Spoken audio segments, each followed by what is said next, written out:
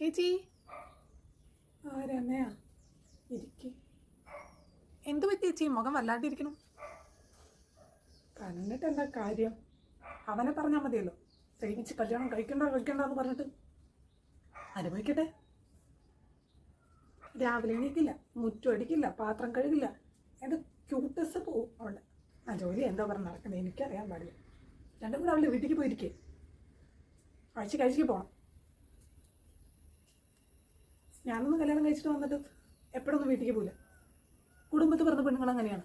കല്യാണം കഴിച്ച് വന്നു കഴിഞ്ഞാൽ വീട്ടിലല്ലേ ഇരിക്കേ. ന്യൂ ജനറേഷൻ അതൊന്നും ഇവിടെ പറ്റില്ല. പിന്നെ ഞാൻ പറഞ്ഞ പിന്നെ അങ്ങനെ കേൾക്കൂലല്ലോ.